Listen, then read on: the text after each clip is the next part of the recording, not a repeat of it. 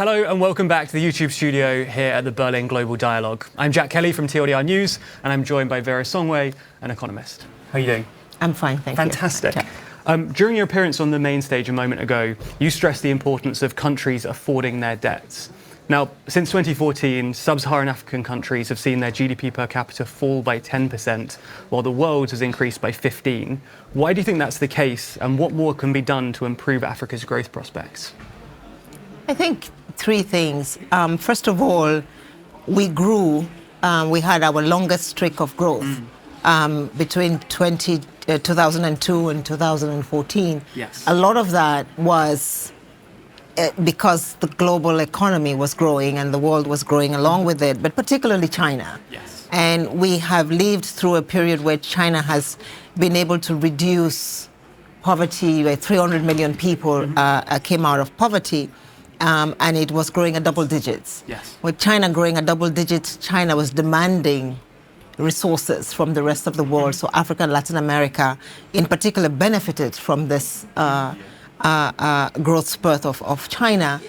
And China today is 15% of world exports. Yes. So they are buying resources from the rest of the world. When China contracts, then what we end up seeing is for Africa and for Latin America as well, a contraction in growth because the sort of demand side reduces. And so even if we're able to supply, we're not getting the sort of commensurate demand. At the same time, we have what we call on the continent jobless growth. Sure. So even though we were growing, we were not creating the sort of accompanying economic environment inside the continent for all countries, because some countries were growing at 6, 7, 8, 9% Yes. on the continent. We had, for a long time, the fastest growing economies in the world coming from Africa. But it's not the fastest growing economies. It's what we need to look at is GDP per capita. Yes. And our GDP per capita was not rising as fast, but you need growth to get there, right? And so given that we didn't have this labor class that was getting into our economies, in an organized way, there's a lot of conversation about the informal sector. Yes. And I think this is the demise of the continent, essentially. If we can transform that informal sector from informality to formality, Yes. you get two things. Once you're a formal sector, we can support you, the governments, the private sector can support you in a sustainable way to keep growing. But secondly, you can become a contributor to taxes and tax revenue, which then supplies the social services that are needed for others. And because we missed that period, we had this nice growth spurt, jobless. So when consumption in China dropped, we could not replace that consumption with domestic consumption. And so growth fell on the continent. And is more being done to rectify that now and improve for that going forward? What we are seeing in countries that are growing, Kenya, I take the example of Kenya, for example, that is now growing at about 7%. Kenya has been able to digitize its population, right? Yes. It's brought a lot of the population into a formal setting. And with that, not only has it digitized populations, but it has also increased revenue.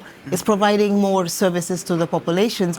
And we see Kenya today growing at 6, 7%. They've invested in that. And I think we need to do more of that. We have countries like Botswana, Senegal, Ivory Coast that are doing the same. So I think we've learned the lesson of unfortunately, China is not growing as fast as it was growing. And we've had the COVID pandemic and the poly crisis. Yeah. And that is going to slow growth a little bit. Hence, the need for MDB reforms and additional resources to this country. Sure. And staying on the topic of kind of global debt and the need for support, Zambia is a country that you mentioned on the main stage, which has spent nearly 3 years trying to renegotiate its debt. Do you think that we need new debt forgiveness framework for international creditors? And do you think that's actually politically feasible?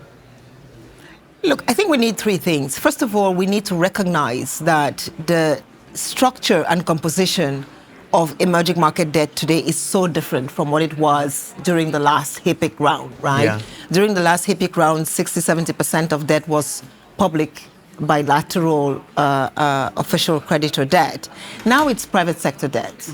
And so what we need to do is first, as we spoke about, make sure that we have a framework that includes the private sector, gets them to the table, but also includes bilateral new donors that are not the same like the Paris Club debtors.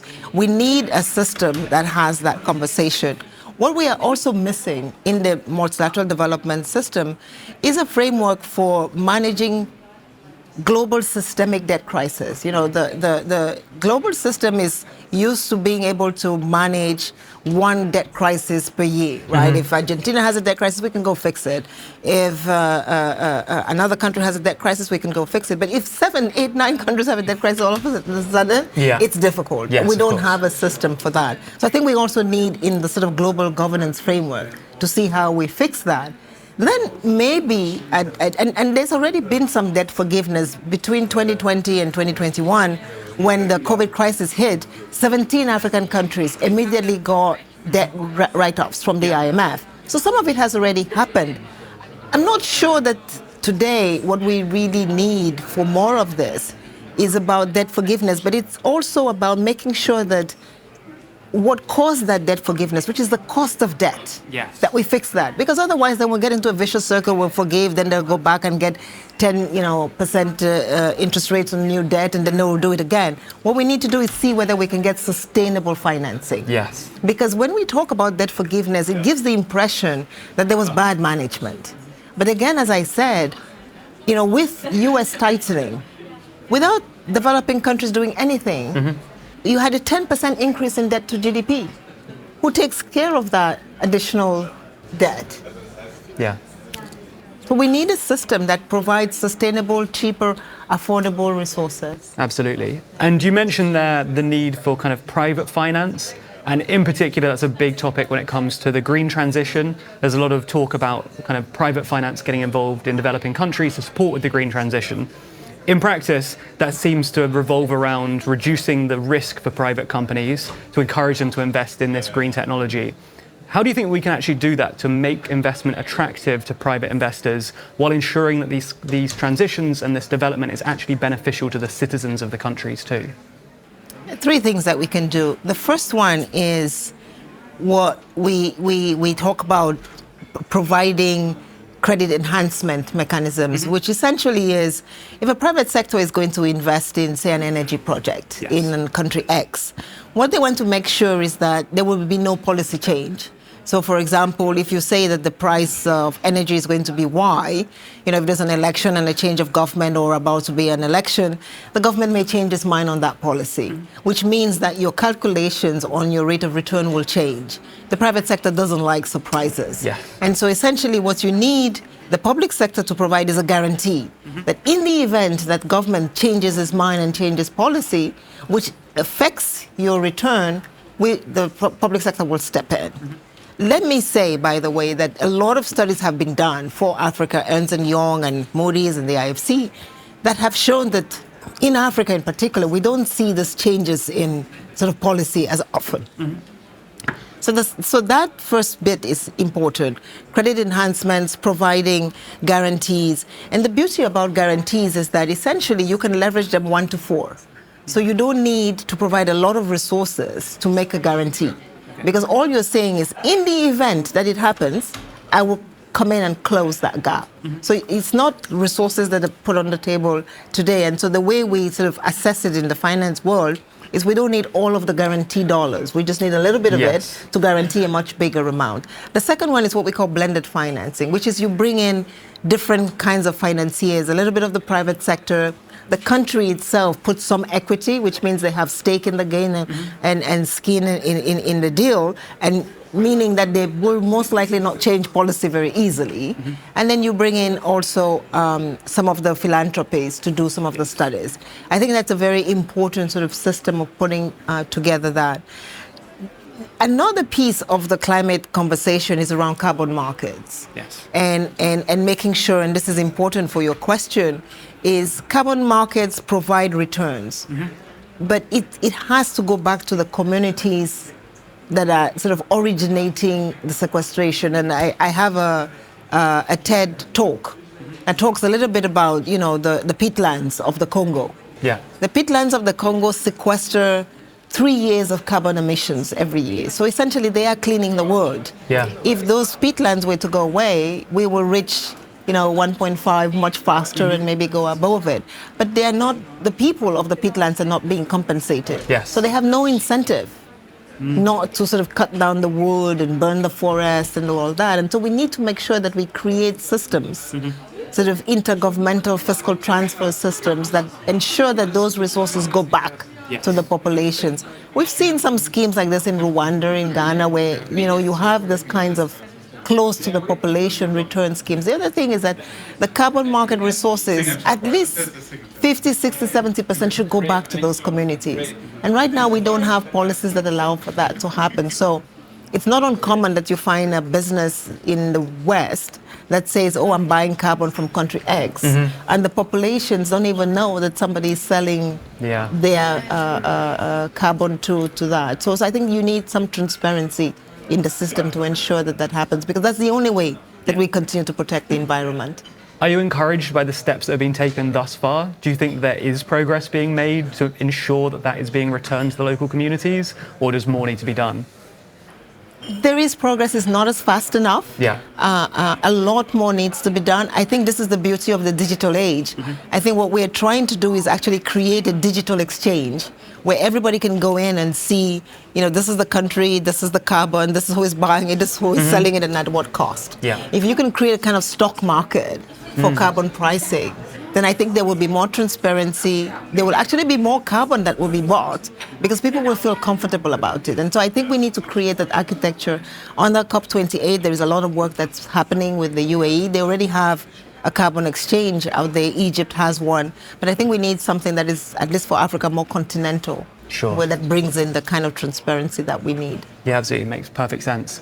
Finally, you've also talked recently about liquidity issues in developing markets, particularly when you look at the bond markets and how that can be exacerbating borrowing problems for countries across the world.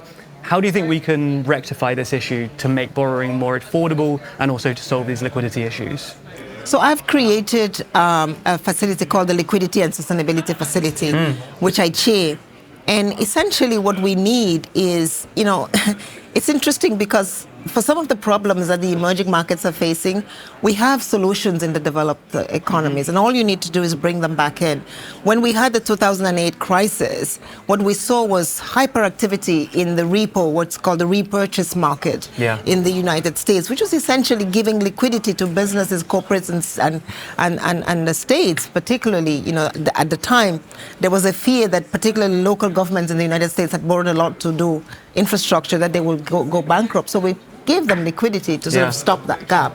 Now, in the emerging market economies, we don't have liquidity providers. And when you buy emerging market bonds and low-income country bonds, there is no way where you can reconvert them into liquidity. You can't sell the bond to get additional liquidity, which is called a repo market. You just repurchase it, right? And so what essentially I have created is a repo market for emerging market bonds. And so today, when you buy, say, a Cote d'Ivoire bond or a Senegal bond, you can come to the Liquidity and Sustainability Facility, trade it in, get cash, and go back and reinvest in those economies. So again, it increases the ability for more resources to get into those economies.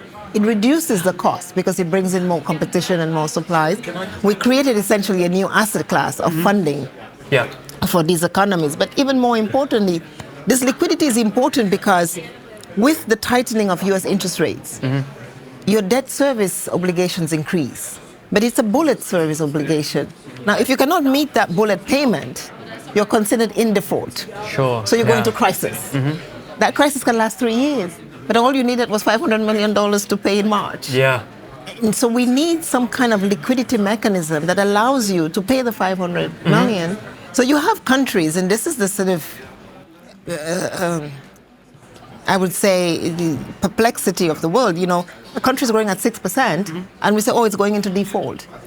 Just because it missed a bullet payment, because it had provisioned correctly, but the U.S. tightens interest rates over 2 quarters, and what was supposed to be $1 billion in payment becomes $1.7 billion. You don't have the 7. No.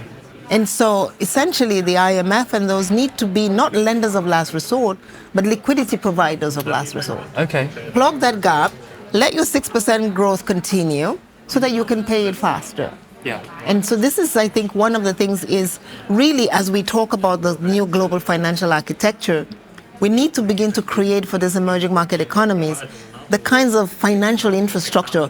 I give the example of saying, It's like building new cities, but keeping rural roads. Sure. You can, can't, sort of have a city that is modern with a rural road. Yeah. You need now then the new kind of sort of highway infrastructure that is commensurate with the buildings that you're putting in place. We have these cities growing at 7%, but we have a financial architecture that is still made for a rural agriculture economy. And the two don't meet. Absolutely. Yeah. Very interesting. It's obviously a really important topic, and it's very encouraging to hear such kind of thoughtful and insightful information about it. Thank you so much for your time. Thank you, Jack, for having me. Thank you very much. Thank you.